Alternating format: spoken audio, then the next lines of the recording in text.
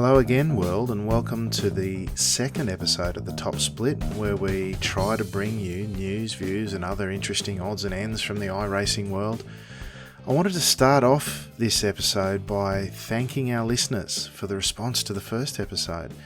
Perhaps you could tell from the aspirations that I laid out in the introduction to that episode that I've got pretty modest goals and see this as a fun extension to the sim racing hobby I enjoy on the iRacing service. But in saying that, the number of people that took the time to download and listen to the first episode was really far beyond what I had in mind. I'm not talking thousands or millions, as can be the case with some of the really popular and established podcasts, but certainly there were at least, 6 times what I was expecting, and indeed what I was hoping for in terms of a regular audience. And given the niche market that I'm talking to, I was genuinely and quite pleasantly surprised. So I guess the challenge from here is to retain and or build our following, and ultimately that challenge sits with me. And I'm pretty comfortable with that as like I set out to make this a fun addition to my regular routine, and it's certainly been that so far. So again, I wanted to say thank you to those of you who listen to the first episode, and even more to those who've made the return trip. You may be aware we're now on iTunes, Stitcher, TuneIn Radio, and that's in addition to the topsplit.com website, of course.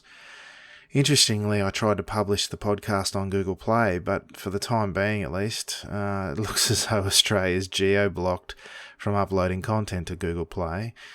That struck me as quite odd, but c'est la vie. This episode we're going to look at the 2016 Season 4 that was, at the results from the major championships that we've been following and how they played out as well.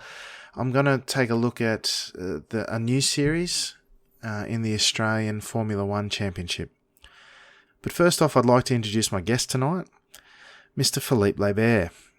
I'm sure many of you will know Philippe from his fantastic work supporting the official iRacing Skip Barber Series, but also from his organisation of the Skip Barber 2K Cup. And that's, of course, not to play down his own driving talents. He certainly has shown that he has what it takes on and off the track, I think you'll agree. Philippe has taken out both the official and 2K Cup championships in recent times, and as is in fact the current 2K Cup title holder after taking out what was a hotly contested season just gone and finishing just ahead of his TNT Racing teammate Vinny Rocha. That was a fantastic season to watch, and it was great to see that battle develop over time. And those of you who follow the series will know Philippe came back from a challenging start to the season to take that out. So that was a fantastic effort. I was really looking forward to talking to Philippe and learning more about him and his racing. He was very generous with his time and very open, and I really enjoyed talking to him. So without any further delays, I give you Mr. 2K Cup himself, Philippe Leybaert.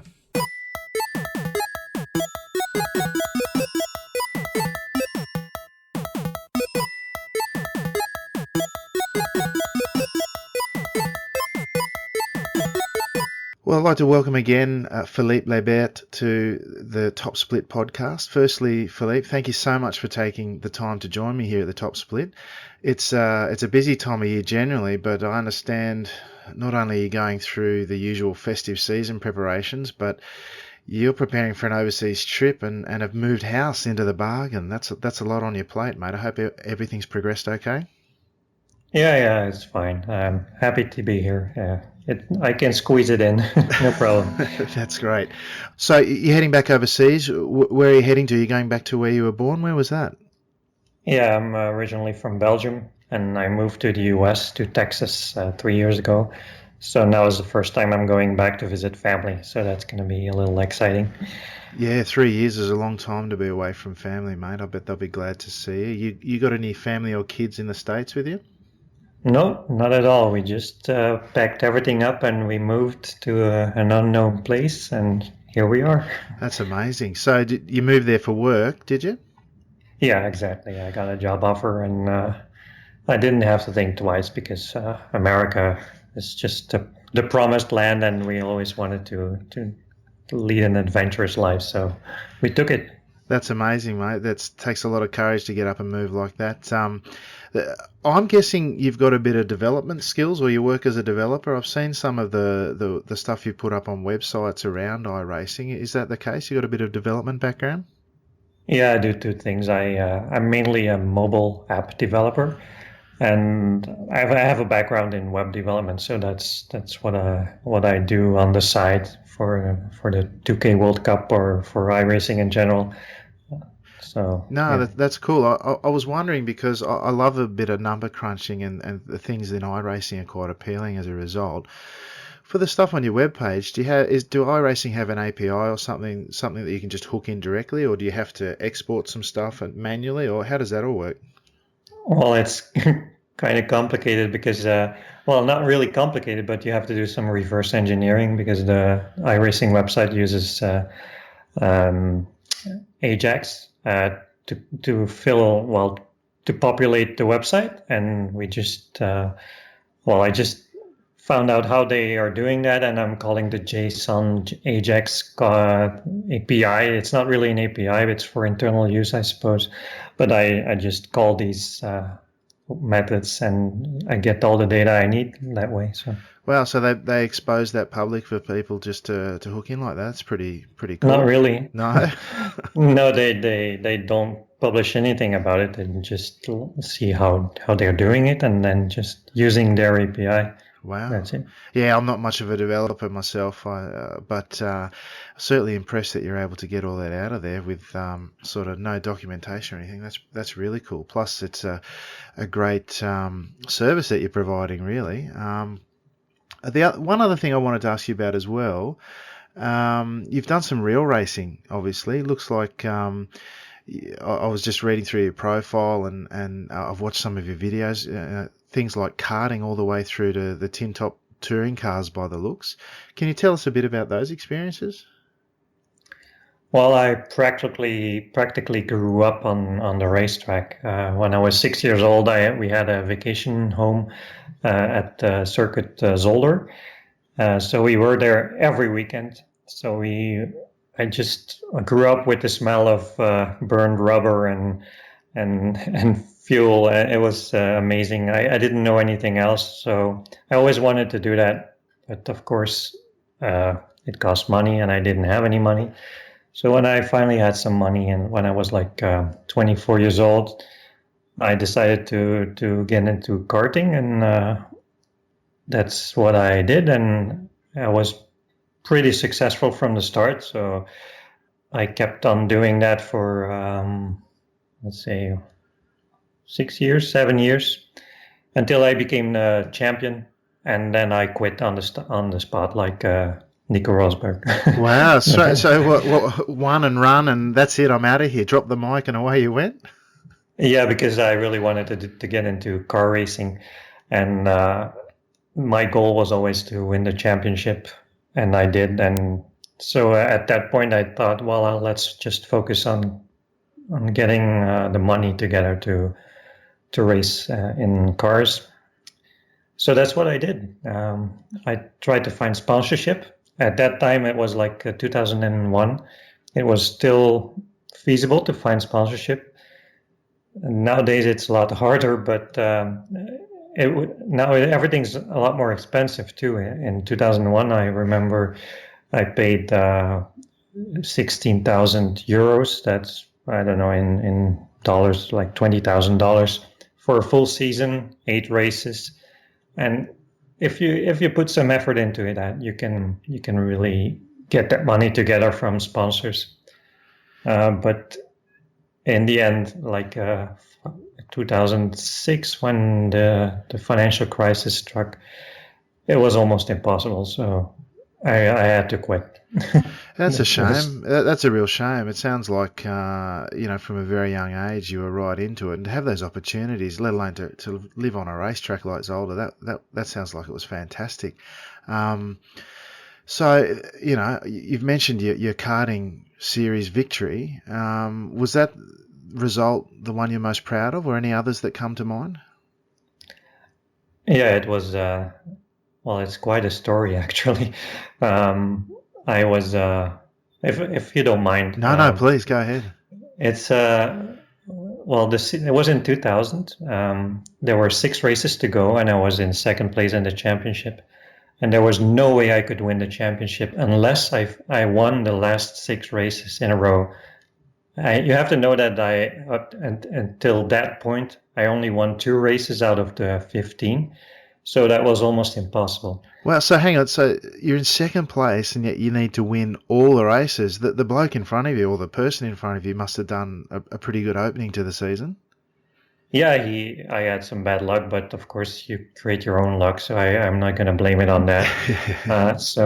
But yeah, he was just better than me. But with 6 races to go, there was one shot I had, and I had to win all 6 races. So I won the next 5. Yeah. Yeah, it was almost impossible to imagine, but I won the next 5, and in the final race I had to win. It didn't matter where the other guy finished, so I just had to win. Yeah, and keep going. Sorry. Sorry. Yeah, it's a story that appeals to many people who are into racing, because it's like a fairy tale. During the warm up lap, my engine quit. Oh no! And it was freezing cold, and my carburetor. Now they don't use that anymore, but my carburetor was freezing up. But the other guy's engine quit too. So he stopped on the side of the track, and I refused to quit. I just tried to get going again. I was last with a half lap down on last place in the rain. And I don't know what I did, but I finished first. Oh my goodness. Yeah, and you can't imagine I don't know the word. The elation and the joy. That's an amazing story. So you've had car troubles before the start. You're half a lap behind last place. Your chief rival's fallen away, but you've still got to win the race. In the last lap. In the rain, and you've come back to win it. That's amazing. No wonder that's I guess your most prized memory from racing. That's a fantastic story. Not only 5 races in a row, but the last one in those circumstances. That's fantastic. Yeah, amazing. So you then moved on to the cars. Spent some time in there. I've watched some of your videos on your YouTube channel. That race, I think it was in Zolder in the wet. That looked pretty intense. How was that? Well, racing in the rain is always intense, and especially that one, because I was wearing glasses at the time, and I couldn't see anything. My glasses were fogging up, so I I was just guessing where the next turn was, where the next braking point was. It was just incredible. And I've always been good in the rain, but that race was really, really tough. And when looking back at it, it was a pretty good race. I finished like 5th or so, but yeah, it's too bad they don't have wet races in iRacing, because that would have been maybe similar. Could make a big difference, couldn't it? Have you have you checked out any of the racing in the US? How does it compare, or are those days behind you? I haven't really looked into that, because it's just a closed chapter for me. I can't. It's very hard to find money. Racing is very, very expensive, and I have a family now, and it's. I just don't want to spend half of the year finding money to go racing the other half of the year, if you know what I mean. Yeah, absolutely. Why not just spend the whole year on iRacing, right? That's a little cheaper. Yes. Yeah, it can scratch the itch, so to speak. I was going to ask you about your profile photo on iRacing. Now, I had a guess. I'm guessing a Clio at either turn 1 or the first chicane at Zolder. It was that was turn 1 in Zolder. Was my very first race in the Renault Clio Cup. I don't know if that's something you know. Only through looking into it. I don't think we have Clio Cup in Australia, but certainly it looks to have some popularity in Europe. But so you're saying first race there, and did you hang on to it? Yeah, I saved it. It looks at fairly good turning into the slide there. That's great to know. Well, there you go. I picked it in 1. How good's that? Yeah. Everyone was talking about that after the race. It was, it was a scary moment. Yeah, I bet. So, judging from what you're saying, other than that amazing karting victory, your driving, from what I could tell, predominantly took place in the sedans, as we call them, or tin tops, rather than open wheelers. But again, from what I can tell, you raced almost exclusively open wheelers when it comes to iRacing. Is there any particular reason for that, or did you just find your niche, so to speak? I think that's the most pure kind of motorsport or car racing. I never really liked touring cars, but it was the most affordable. If you wanted to do, like in Europe, if you wanted to do single seaters, you had to go through Formula Ford. But when I started racing cars in 2001, the Formula Ford Championship was, well, practically dead. There were 5 cars in the championship, so that wasn't very appealing. And the other option was Formula Renault 1.6, but that would cost 4 times as much as the Renault Clio Cup. So I couldn't afford that. Simple as that. Yeah, no, that's it sounds kind of similar. I don't know a lot about the local racing scene in Australia, but from what I've observed, the open wheelers, as you say, I think from my childhood, I remember the Formula Vs. I'm not sure if they're still around, but they certainly have the Formula Fords, and they're a feeder or an introductory category. But then everyone, as you say, seems to progress to the sedans, and our premier series, as you may be aware, is the V8 supercars. But it sounds like it's similar all over. But even as you go up the categories here in Australia, you don't see a lot of formula cars. You see small grids, not much coverage. Whereas in Europe, I know the likes of Lando, and that they have the opportunity to race in multiple Formula Renault series, for example. The open wheelers seem to have a lot more coverage and opportunities over there. Is that always been the case? Yeah, that's always been like that, but it's very expensive, and only if you have financial backing, you can really afford to do that. Or if you are like super talented, and some people notice you in karting, and well, they support you through your career in single seaters, then you can maybe do it without money. But for normal people like you and I, I don't Yeah, think that that's just doesn't possible. happen. Yeah, it sounds like a more challenging hobby than what I grew up with, which was rugby, mate. So all you need there was $100 for a pair of boots, and away you went. But it doesn't seem to match up that way. One thing I was very keen to ask you about was any tips you might have improving on iRacing. So, someone like myself, I've clawed and scratched my way up to around 3,500 iRating, for example, and obviously then I set a goal of 4,000 and then beyond, if at all possible. Obviously, my talent's going to limit that at some point, and I'm finding it pretty limited at the moment. But many people say IR is just a number and the like, and it is. But to me, it can also be representative of my improvement as I go along, and that's really what I'm chasing, to get better. But so, do you have any tips that our listeners might use? Maybe some things that you found helpful when you were climbing the ranks, so to speak. Well, first of all, it doesn't come from one day to the next. It requires a lot of practice, especially if you don't have any prior racing experience. So I've done like 1,200 races, I think, in the meantime. Um, but the most important thing I want to say, and I may offend a few people if I say that, but don't blame others, Mm. because every day I see people in the forums blaming others for their misfortune. In 90% of the cases, they could have avoided that and gained more iRating, but they still try to say it's not their fault and they are the victim. But it doesn't work that way.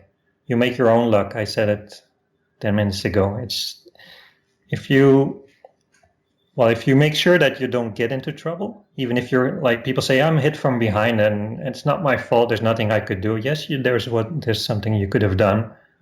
You might have lost the position, but in the end, you would have gained more iRating than if you, how should I say it? Um, fought for the position and held Yeah, that racing line where yeah, perhaps you might because have given it up. Yeah. yeah, if you say, well, it's my right to be there and I don't deserve to be hit from behind, it doesn't work that way. Sorry.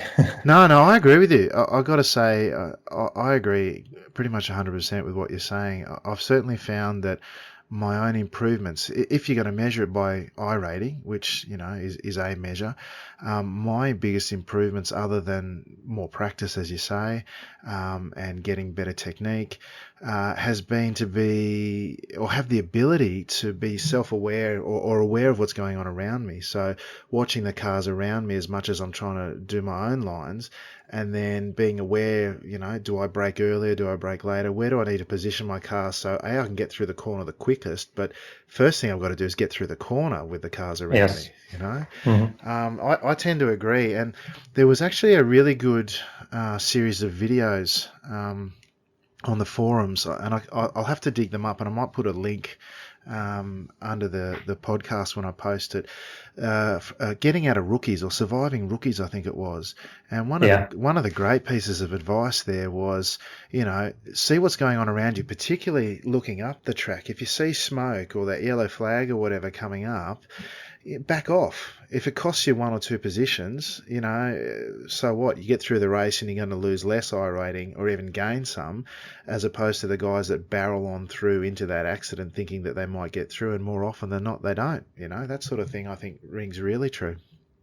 Yeah, exactly. And especially in the skippies, it's especially important to look in your mirrors, because the most damage you can get is from behind. And if you see someone missing their braking point, it's perfectly possible to avoid that. Just do something different, that they shoot by you left or right or whatever. Just try to survive, and if that means losing 5 positions, so be it. You'll get them back. If you qualified in third and you lose 5 positions, you'll be back in third before you know it. So yeah, I agree. And practicing different lines, I think, is another one that I found useful for that exact yes. reason. If you know someone's braking late or they're riding right on your tail, take a defensive line or something off the racing line.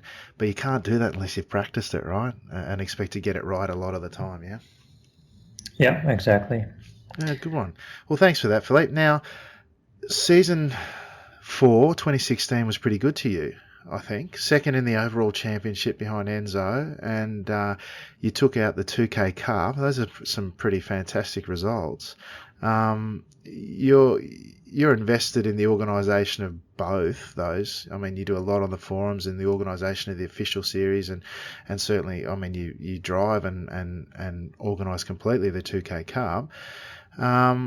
What fuels that investment for you in both those organisations? Well, it's like I said at the start, I grew up on the racetrack, and that's what I want to do with my spare time. So it's just something I enjoy doing. I like the community aspect of the Skip Barber community, because I think it's the best community on iRacing by far. I've been involved with other communities as well. I'm not going to name anyone, Yeah, but sure.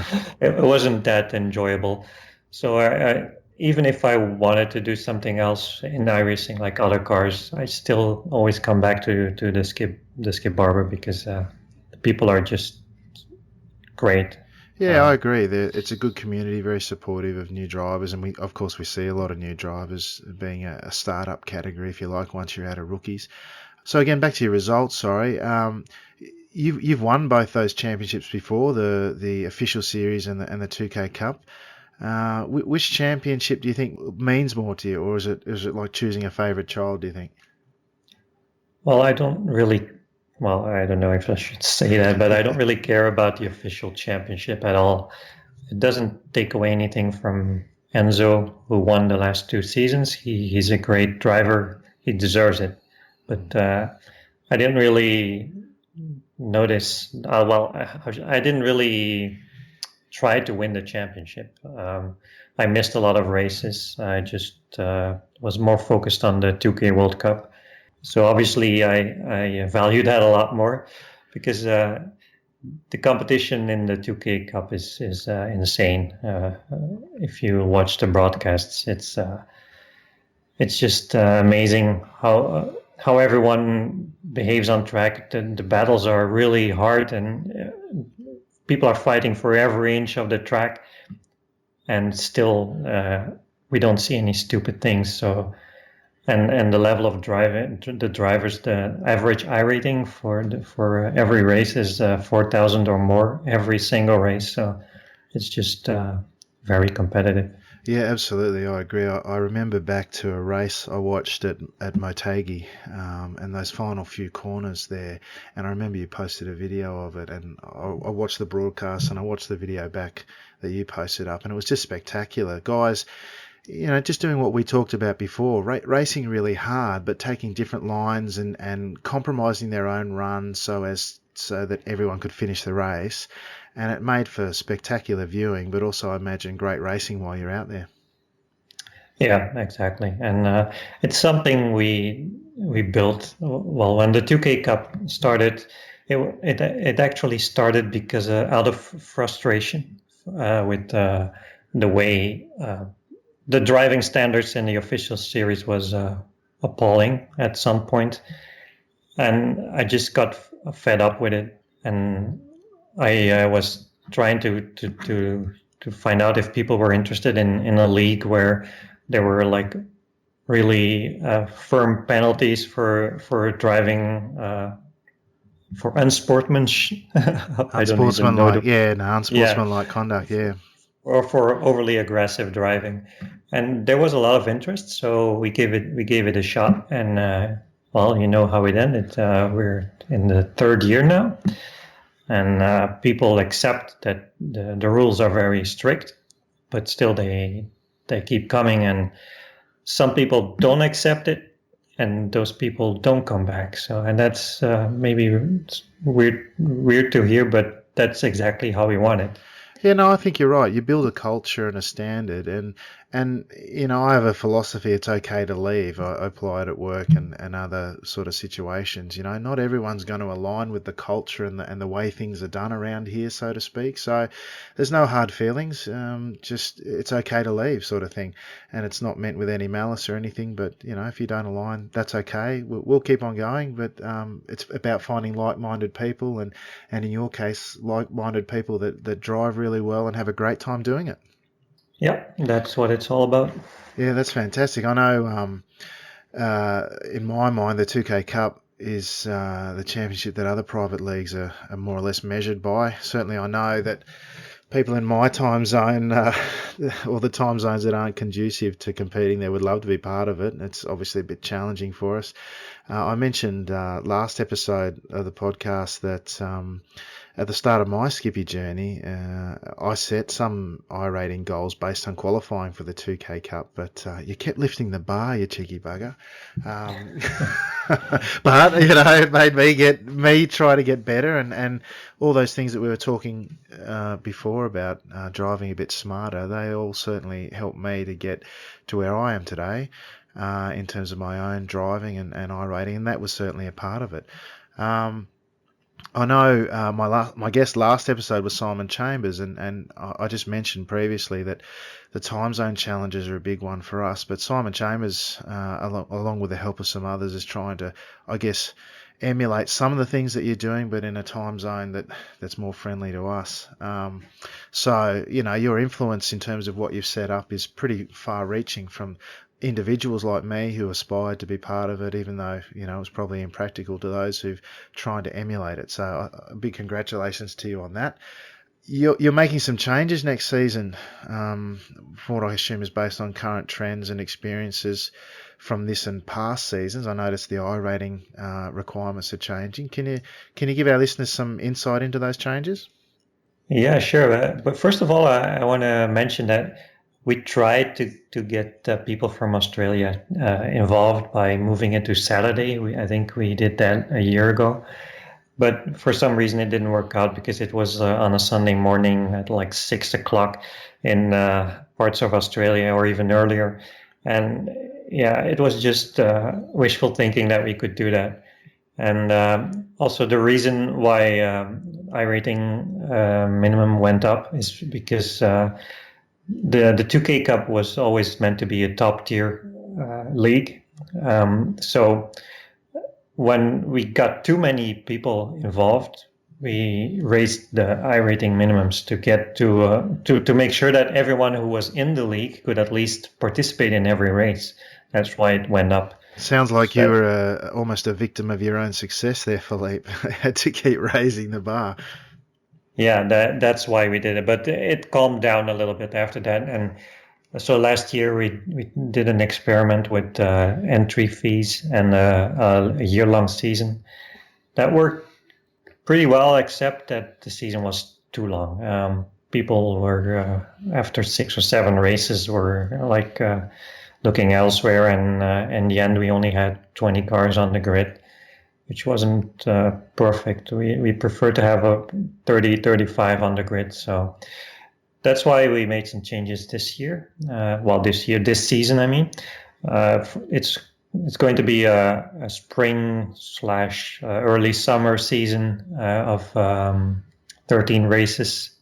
And then after the summer, we'll probably do another one and have a break in the summer because too many people are on vacation or holiday, as you say in Australia, I think. Yeah, we do.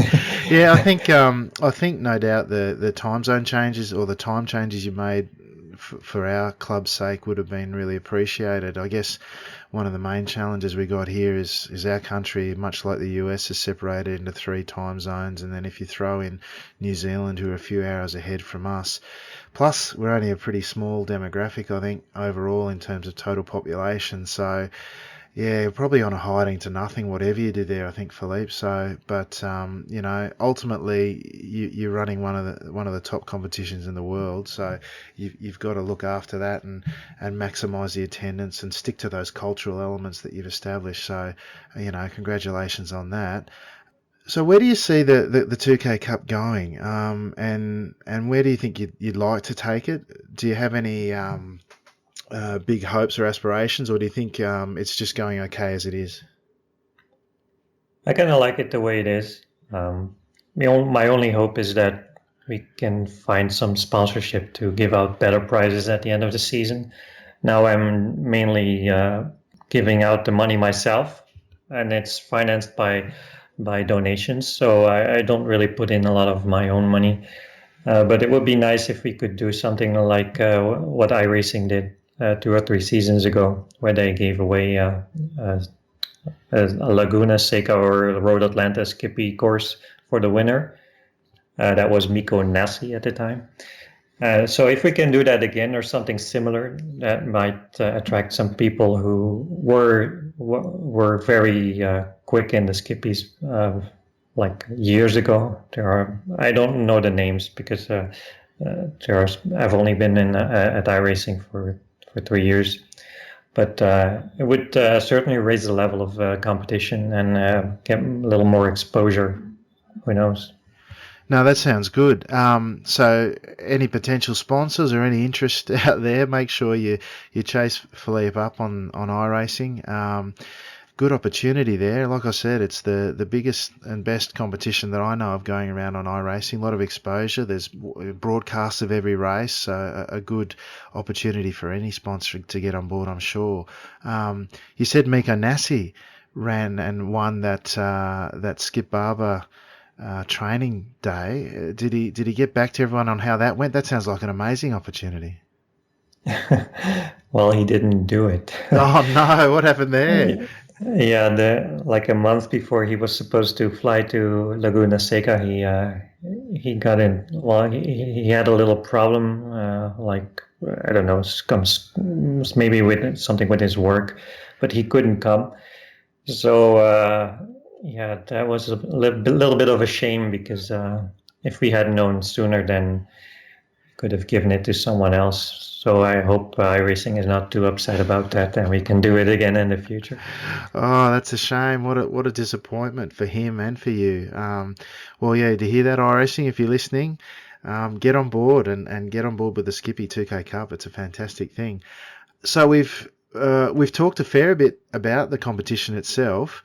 the 2K Cup. How do people get involved? What are the iRating standards this year, and generally how do people get involved? Well, it's very simple this year.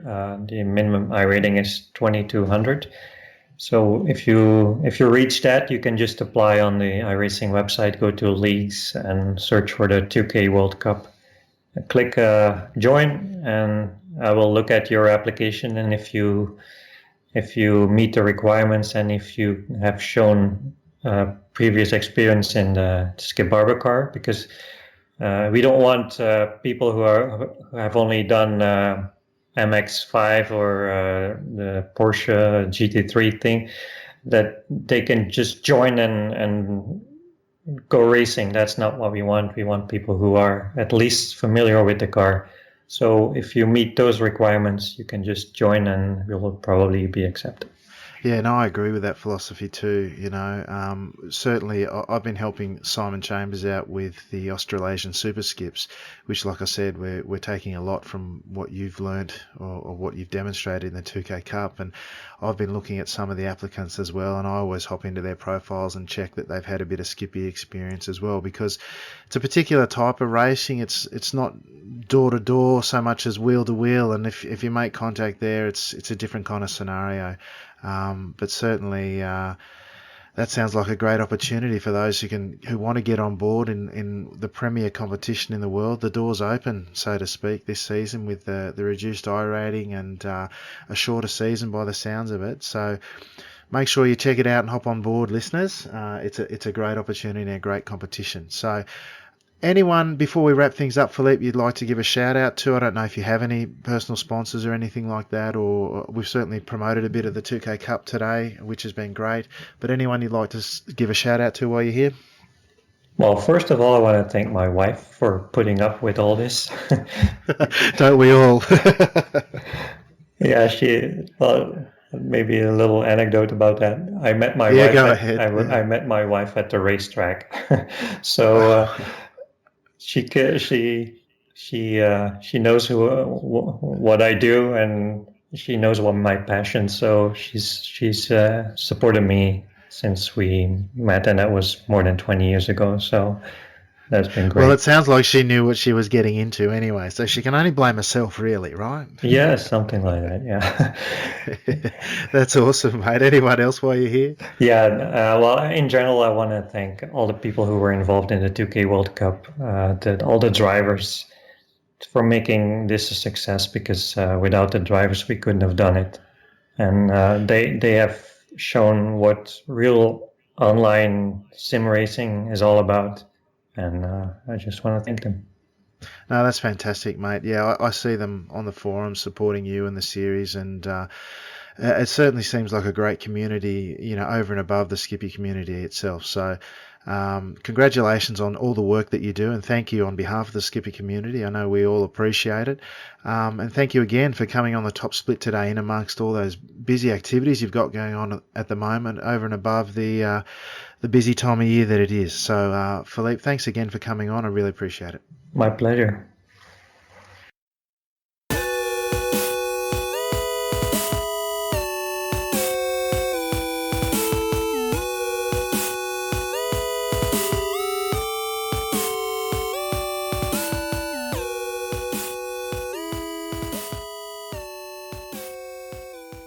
So there you have it, folks. That was Philippe Leybaert. I thought it was quite interesting to learn more about Philippe and his driving history and gain some insights into the 2K Cup and his thoughts on iRacing and racing in general.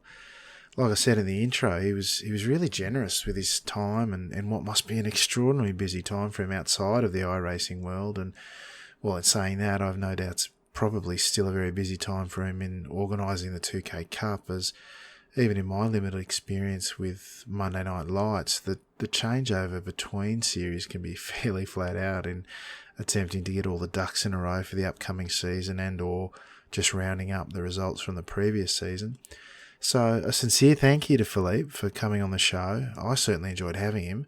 Hopefully we can revisit with him down the track and get some more insights into racing and the 2K Cup and how it's progressing. So on to a quick season wrap.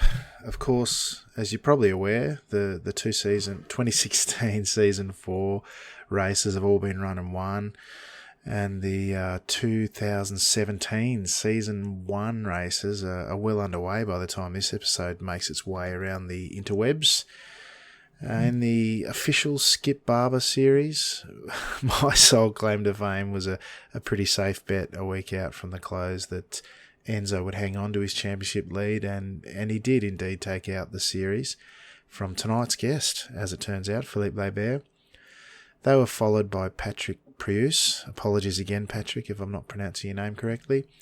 So it was more or less a hold station for the last week of the championship, but congratulations to the podium sitters, and in particular to Enzo for taking out his second consecutive official season championship. Well done, mate.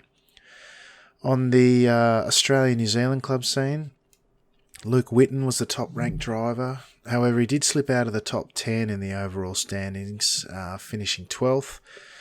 I have to say, irrespective of that, his results this season have been fantastic. One stat I'd like to point out is the fact that Luke competed in over 3 times as many races as those who finished above him in the overall standings. That may not sound like anything significant, but you may or may not be aware of how the championship points are calculated for all of the official series on iRacing. Firstly, to get good points, you have to secure good results in high strength of fields, that is where the average skill rating or I rating of all the drivers in the field must be high. The higher that strength of field, of course, the more points on offer. Then you have to take into account the system in place to balance out the scoring of drivers who can race a lot during the week and those who can't, which is a fair premise to base the system on. To do that, iRacing averages the scores for your best races for every 4 races that you do. So that means if you can only do 4 races in a week, you get the championship points counted from your best result of those 4 races. If you do 5 or any more, you get the average of your best 2 races, up to 8 races in total. So 9 or more, and it's the average of your best 3 races, and so on.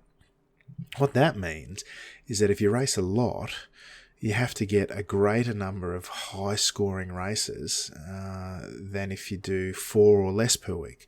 It's kind of a trade-off, I guess, and I think it's a pretty good balance when you think about it. The more races, the more opportunity to score points you have, but also the more good points hauls you have to obtain. So the better results you got to get. So generally, the guys who finish up the top of the ladder tend to race really up to 4 times a week, as on balance, it's probably the optimal strategy for taking out the championships, providing, of course, that you can get good results in those 4 races.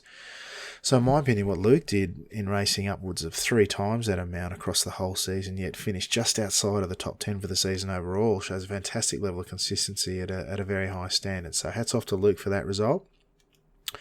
Anthony Mansarella jumped up to 2nd in the overall standings for the ANZ club, pushing Russell Clark down to 3rd. I think that was just in the final week. Congratulations to our top 3, but also great to see the likes of Mick Gray, Kevin Henderson and Darryl Ridley inside of the top 10 for the season. It's been great racing with our local regulars, and I'm pleased to count myself in amongst those numbers of the local regulars. There's probably too many to name here, but I really do enjoy racing with you guys, and did certainly so this season. The other thing about this season that I enjoyed, of course, was Monday Night Lights. A different perspective for me, a different way to enjoy it up in the RRTV commentary booth with Bernie, but an enjoyable one nonetheless.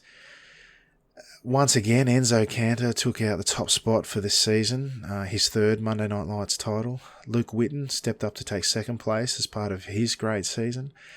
Fantastic to see Mick Gray grab 3rd place after a hatful of consistent results this season. He did so in the final week at the expense of early season contender Russell Clark, who had some tough results towards the end of the season and just narrowly dropped down to 4th in the final race. With Simon Chambers not only leading the regular second split contenders, but also rounding out the top 5 finishes for the season overall, tied with Kevin Henderson on 158 points and equal 5th position.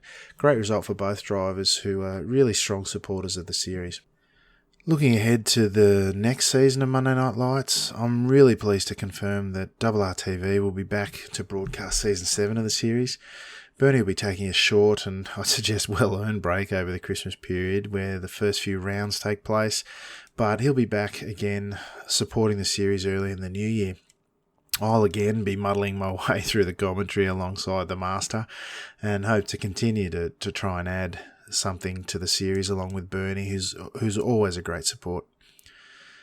The delayed start to the broadcasting means I might even have the opportunity to run a few of the earlier rounds, and I do expect to, and I'll post replays of my races on the topsplit.com as well as the Top Split YouTube channel and Facebook page for those who are interested. Certainly it's a poor man's option in lieu of the RRTV broadcast, but I'll certainly do my best to put on a good show. I'd be remiss if I didn't take a quick look at the final standings of the championship run by our guest tonight. The 2K Cup really is the benchmark for competition in the Skip Barber category, and as I mentioned previously, Philippe Leybaert took out a hotly contested season with his teammate Vinny Rocher in second place. Brian Duell finished the season in third place and rounded out the podium. A special mention to Monday Night Lights and official season champion Enzo Cantor, who once again showed he really can hold his own with the top drivers in the world taking out 4th position. You could really tell listening to Philippe tonight what esteem he holds the championship in, and indeed the standard of racing. So a massive congratulations to Philippe for taking out the season in what I'm sure would be a really pleasing outcome for him. Turning our attention back to the local scene, the Australasian Superskips kicks off this week.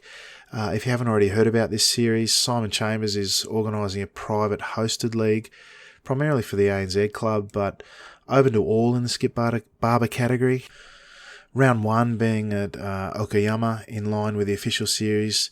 It'll stay in line with the official series, so you don't have to learn and prepare for multiple tracks each week.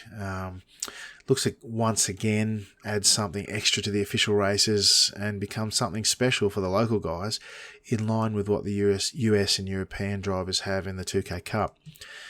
You can find the league by searching for Australasian Superskips in the league section of the iRacing site. You can apply there, and your application will be assessed by either Simon or myself, and we'll hook you up with some great racing. Finally, tonight, I'd like to take a quick look at a new hosted series for the Australian-New Zealand Club in the Australian Formula 1 Championship. It kicks off along with the start of the official season, again looking to give local drivers a chance to race in a category that is relatively difficult to get a start in. For people in our time zones, it's really difficult to get races in the F1 official series. There's not many go official in race-friendly times for us. So mounting a successful official series campaign can be really challenging, to say the least. It can be done, but not really if you expect to get sleeping in normal hours over the weekends.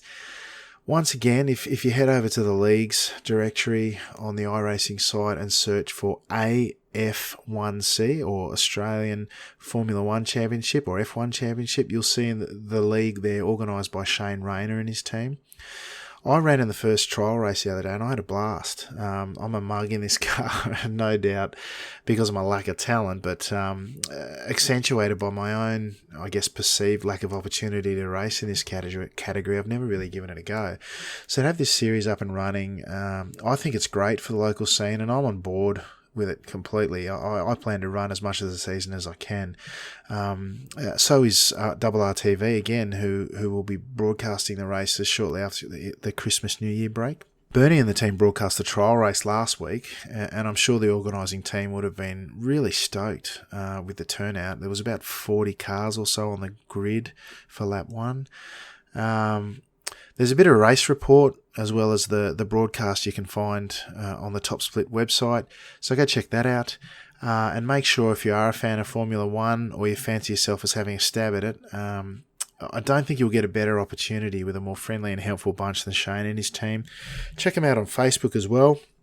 They'll be sharing setups and tips on how to get started. So just Again, search Facebook for AF1C, and you'll see them there in the results. Speaking of such things, make sure you load up the Top Split webpage regularly, as I'm adding content frequently at the moment, both because it's a new site, but there's a lot of action taking place at the end of one season and starting with the next. Head over to the topsplit.com to keep up with the latest.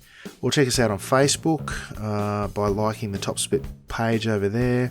And of course, make sure you subscribe to this podcast either by the topsplit.com, the website itself, or on iTunes, Stitcher, or TuneIn Radio. So that's just about it from me. Quite a spiel to finish with. I'm chasing down some guests for the episodes in the coming new year. I've been speaking with the likes of Dakota Fripp, a great Skippy driver, of course, along with Nim Cross, who's the chief iRacing steward, both of whom have indicated that they're keen to come on the show. So look out for that in the coming weeks. I know I'm excited and really looking forward to speaking to them both. So hopefully you will too. In the meantime, folks, make sure you have a great Christmas and a festive season generally. Stay safe, most importantly. Travel safe if you are. And I hope to see you all back here or on the iRacing service sometime soon. But for right now, this has been the Top Split, and I've been your host, Alex McKellar, and that's it. So, ciao for now.